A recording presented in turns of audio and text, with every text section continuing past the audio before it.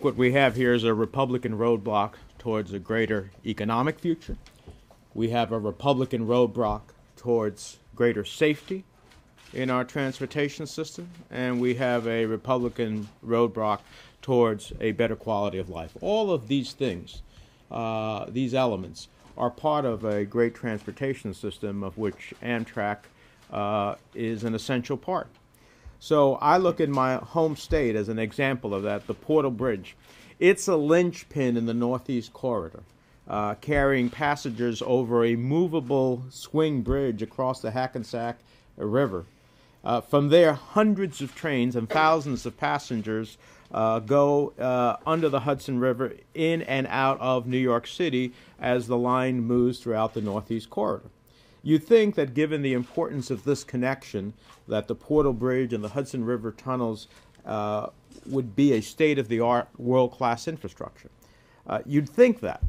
And so as we see here in the Congress, particularly with the House Republicans, and Republicans here not waiting until the last minute to get Transportation Trust Fund reauthorized or extended, and we're quibbling over $1 billion versus $1.4 billion.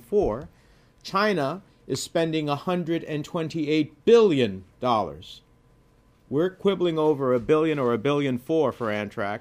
China is spending $128 billion in their rail system in just 1 year. We should be doing everything we can to stay competitive. The Portal Bridge was built in 1910.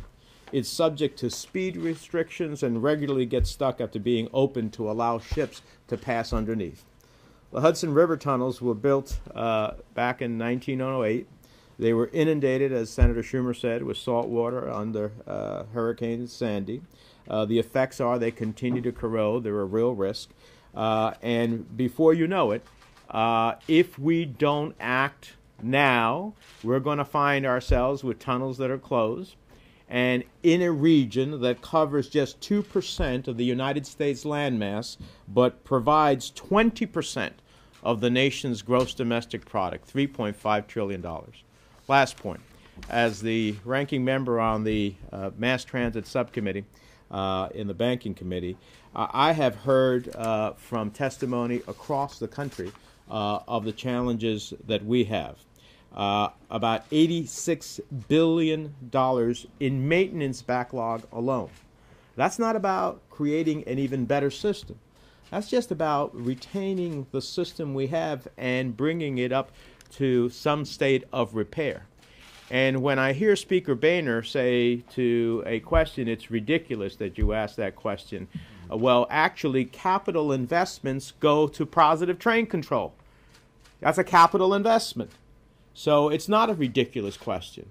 Safety and some of the elements of safety, the deployment of technology, the deployment of other elements, it costs money and they come from a capital account. And so these are all elements of why we have a Republican roadblock that has to be removed for a brighter future. And with that, let me call our colleague from Pennsylvania, Senator Casey.